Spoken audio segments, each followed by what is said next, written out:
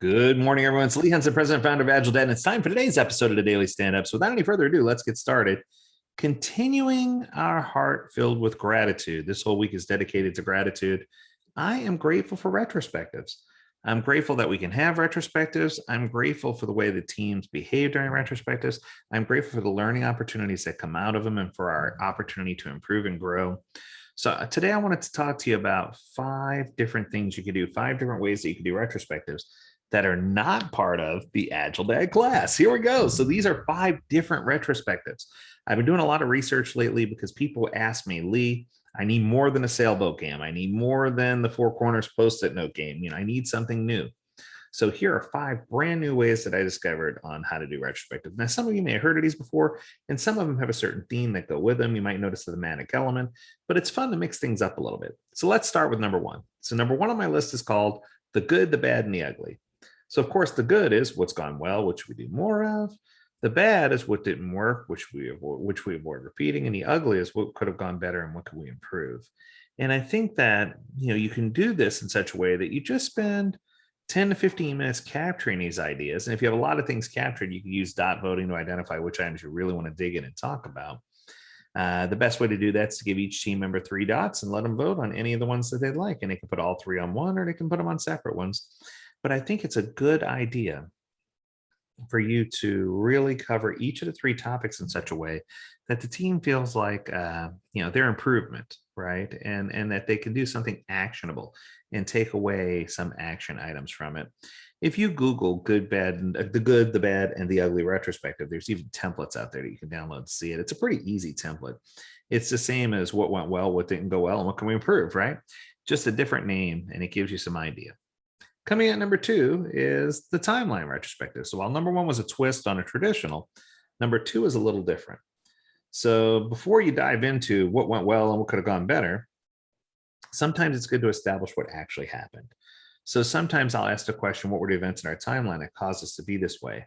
And we'll set aside a period of 10 to 15 minutes just to really write events down in chronological order that happened so that we can decide how they positively or negatively affected or impacted what we were doing. If it's something positive, it goes above the timeline. If it's something negative, it goes below the timeline. And a further below or above means it was more or less happy or sad. So this is just a great way to capture everything on a timeline. And then if people want to come to terms of agreement, or if they want to move things around, you can have discussion around these things. And if you have too many to have discussion around, once again, you can use dot voting as a way to do this. What I can tell you is this is a good one. I use this one quite a bit, and it does capture the events on a timeline. And it's not that hard to do because typically the flow of events do impact how your agile implementation went, right? Or not agile implementation, how you scrum, how your sprint went. Thank you. Boy, it's one of those days. So yeah, so this definitely will impact how your sprint went, and you can see it on a timeline, and those events certainly do impact. Coming at number 3 is a concept called hot air balloon. So a hot air balloon retrospective is great for looking back at what's happened, but it's also good for looking forward. So using a hot air balloon metaphor, the retrospective is literally split into 2 parts. First, you talk about lift. So it's what went well, what has helped us get things off the ground, ballast, what's pulled us down, what's prevented us from soaring off in our balloon, right? So that's all focused on things that have previously happened. For the second part, you're spending 10 to 15 minutes capturing potential problems in the future and strategies for addressing these. So are there any storms in the air? What potential problems do we see ahead? And navigation, what can we do to avoid the storms ahead of them to reach our desired destination? What I can tell you is this is different than the 4 quadrants, but it works really well. So if you're into ballooning, or if it's something cool that you could see, it's just a real clear way. And you can look up, once again, hot air balloon retrospective, and you can get a template for this. It's super duper powerful. And it's a great tool that you can use to capture retrospectives differently. So it's not always just the same stale questions. Coming in number 4, one of my favorites. This one's called The Christmas Carol. So it's following after the story, of course, from the well-known story by Charles Dickens, where Ebenezer Scrooge, who's visited on Christmas Eve by 3 ghosts: the ghost of Christmas past, the ghost of Christmas present, and the ghost of Christmas yet to come.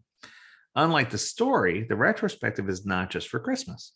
It's a good tool to use around the holidays because it's kind of fun, but we talk about what were our ghosts of the past? What problems do we see that come from the past that are still a hindrance that are preventing us from doing things moving forward?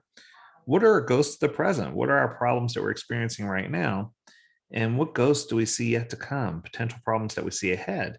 And I think that once we identify these, we can talk about and address solutioning some of these problems and set goals to help us move forward.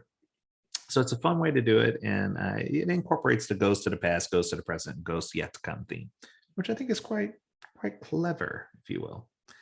And then number 5, another one that I really love is Three Little Pigs. So if you've never done Three Little Pigs retrospective, this is the cautionary tale for the house builder, right? But it also works really well in a retrospective. So it's good for reflecting on the process within a team, including what's working well, along with what could be improved. And we talk about things that are house of straw items, right? What do we do that just about hangs together, but could easily top over at any moment? The house of stick items. What do we do that is pretty solid, but can be improved? And then the house of brick items. What were some of the things that were rock solid? Therefore, we want to make sure we continue doing it.